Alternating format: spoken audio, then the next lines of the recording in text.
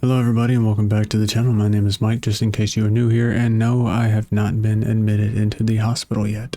Not yesterday, but the day before we had gone back up there to get admitted under the oncology department request, and we were under the impression that everything was taken care of, that everything was set up to where we go in, we get checked in, and we would have a room ready to go.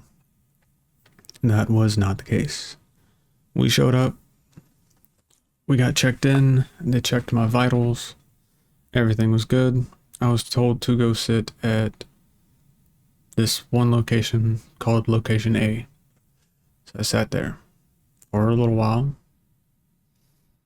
and then I got called to the back of location A, to which the nurse asked me why was I there. I told her I'm here under the oncology department's request because they wanted to admit me to give me IV antibiotics due to a possible infection. They wanted to do scans just in case there was still an infection. She said, okay, sounds like a plan. After talking with her, she told me to follow this other nurse to go get my blood work done. So I walked up to the nurse and I said, I'm supposed to follow you to go get blood work. She said, no, I need you to go sit at location C. I said, okay. So me and my mom go sit at location C. And we wait and wait and wait. And my name gets called. I'm thinking it's, finally, this is how it's going to go. Nope. They're just rechecking my vitals, making sure everything's good. Well, everything was good. So I had to sit down at location B this time. And we wait and wait and wait. Mind you, we got there at about 11:30, 12 o'clock. Around this time, it was about 2. Been there for about 2 hours already. Finally my name gets called one more time, and it's to go give blood. Cool. I'm down to do that. They can check a whole bunch of shit. So we go to the very back where they do blood draws, and we sit down in that waiting room and we wait a little bit, to which my name finally gets called, and this gentleman sets me down and goes, all right, which arm do you prefer your blood drawn from? And I told him, I've got 2 really good veins on this forearm plus my hand. I've got 1 really good vein on this arm plus my hand. I don't like it in the crease of my elbow on either side because it hurts way too bad, or they typically blow no matter what. He said, okay. And immediately starts checking the crease of my elbow. I said, sir, I don't prefer blood drawn from there. It hurts way too bad, and they typically blow. I've got 2 really good veins on one arm and another really good vein on the other. Plus my hands are pretty good whenever it comes to drawing blood. He finally takes the tourniquet and he puts it right here. Fairly loose, mind you. But he sees the vein in my hand. He sticks it. Takes him a minute, but he finally gets it. And it's a slow trickle, but blood's being gotten. So we're waiting. And I guess he got impatient because he decided to call somebody else back there to help him. And he calls this lady back there, who I don't know if she's head of the department or if she's just a higher up phlebotomist or whatever. But she comes back there. She goes, okay, what are you here for?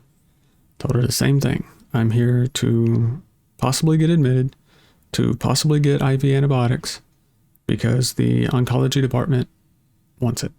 She said, okay, so you don't need just blood drawn, you need an IV. I said, okay, yeah. For a CT scan, probably, yeah. I'll take an IV. Well, she goes, which arm do you want it from? Told her the same thing. 2 on this arm, 1 on this arm. I've got 2 on this arm, 1 on this arm. It doesn't look like it because I'm cold right now. To which her response was, that has nothing to do with your veins.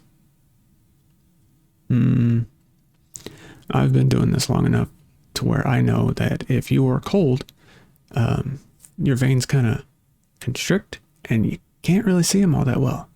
But when you're warm and you've been moving around a lot, you can see your veins a little bit better. But, don't mind me, I didn't go to school for it. So she starts feeling for the crease of my elbow. I said, ma'am, I don't like it there. They tend to blow. Plus, if I get an IV there, I can't move my arm. I would prefer it in my forearm. Sir, they're not going to accept an IV in the forearm. That's where I've gotten all my IVs from. Anytime I've been in the hospital or anytime I've come up here and gotten an IV, it's been in the forearm. No, it hasn't. Excuse me? No. They are not going to take you back there. They're not going to accept an IV in the forearm, and you're not going to be able to get a CT scan in the forearm because of that. I said, ma'am, I was just here last Friday. You can still see the bruise where I had my forearm stuck, and I did a CT scan. No, you didn't. Excuse me? They will not accept that. There's no possible way that you can get a CT through your forearm. And I said, ma'am, I'm not trying to be rude. I've been coming here since 2019, and everything I've gotten IV-wise has been through my forearm. And she lost it.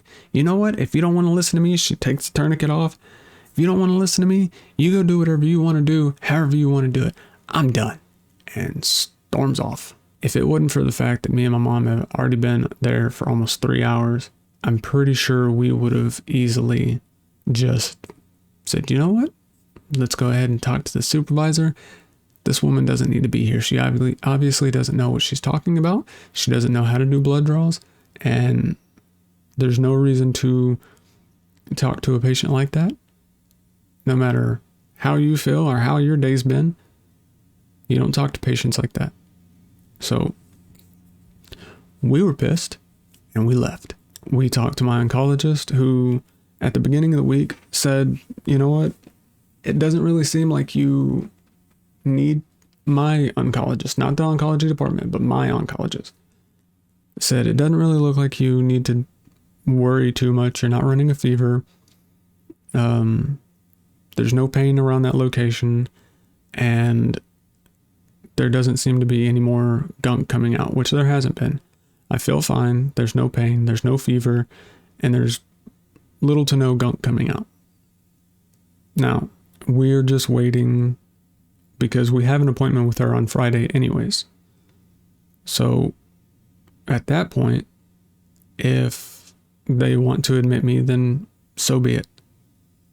But I'm not going to go through the emergency room to get admitted after that. I'm not dealing with that again.